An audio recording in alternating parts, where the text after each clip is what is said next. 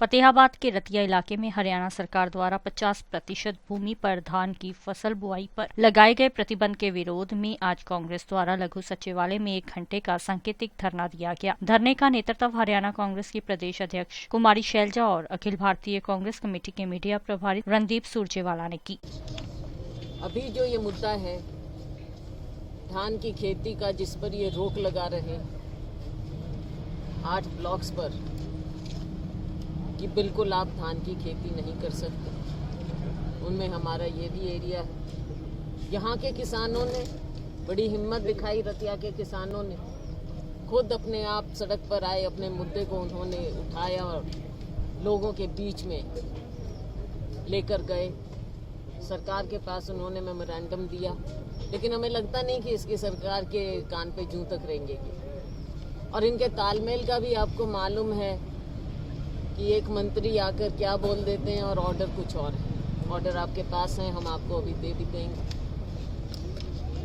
और इससे हजारों नहीं लाखों एकड़ भूमि प्रभावित होती है। 4,44,000 एकड़ का आधा भी आप ले लीजिए, जो 50% पर कहा है, तो 2,22,000 एकड़ तो सीधी सीधी हो गई। 2.25 लाख एकड़ आप समझ लीजिए। जब से इनकी सरकार आई है, ये किसान विरोधी सरकार है। इनकी जो प्लान है, आप इस बात को समझ लीजिए, आगे आगे ये एमएसपी पर भी इनकी नजर है। कांग्रेस के 3 एक्स-एमएलए हैं, नो वन प्रेजेंट है। अलग अलग समय में पहले आए हैं, वो जरूरी नहीं है कि आए।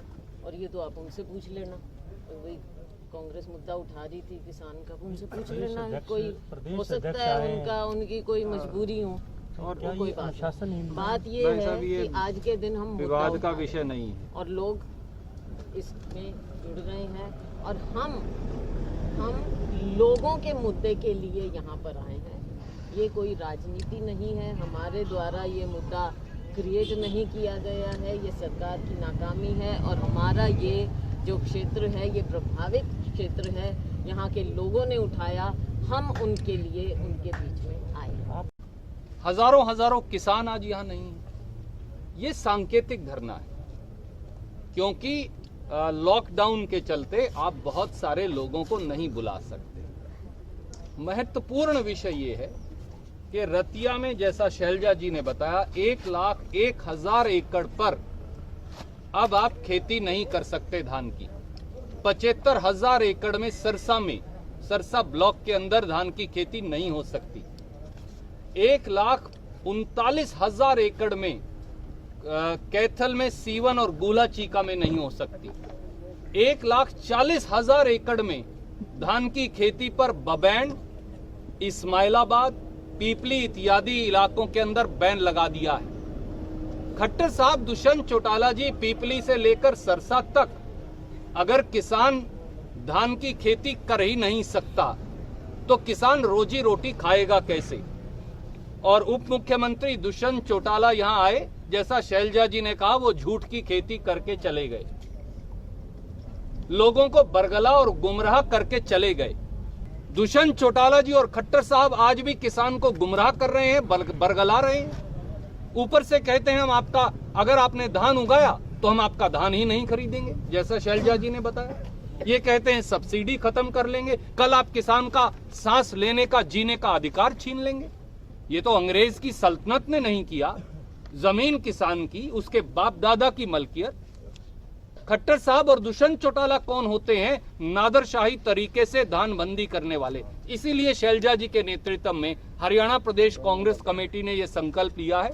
आपने मुझे कहा था, इसलिए हमने एक धरना पहले ही गुला चीका में लगाया है, एक इस्माइलाबाद में लगाएंगे, एक शाहबाद में लगाया है, और आज रतिया में आपके नेतृत्व में धरना किया है। कांग्रेस पार्टी ने यह संकल्प लिया है आपके नेतृत्व में कि जब तक ये काला आदेश, किसान विरोधी 9 मई 2020 का आदेश वापस नहीं होगा, हम चैन से नहीं बैठेंगे। ये कांग्रेस का संकल्प है। दुष्यंत चौटाला यहाँ पे आए थे जी, और जब किसान प्रदर्शन कर रहे थे, उन्होंने कहा कि किसान कांग्रेस के नेतृत्व में और कांग्रेस के उठाने के बाद तो ये कर रहे हैं प्रदर्शन। आदरणीय मित्र, अब उन्हें कभी शैलजा से पीड़ा होती है, कभी रणदीप से पीड़ा होती है, कभी किसी दूसरे कांग्रेस के साथी से पीड़ा होती है। सच ये है कि सत्ता की अट्टालिकाओं में बैठकर, बड़ी बड़ी कुर्सियों पर बैठकर, 50 करोड़ के जहाज में बैठकर खट्टर साहब और दुष्यंत चौटाला जी को चिलचिलाती धरती में, गर्मी में धरती को जो घाव दिए जा रहे हैं वो नजर नहीं आते। उन्हें किसान की पीड़ा नजर नहीं आती, पर वो ये ना समझें, ये प्रजातंत्र है, इसमें अर्श से फर्श तक का समय जनता और किसान तय करवा कर दिखाएगा, ये हमें विश्वास है।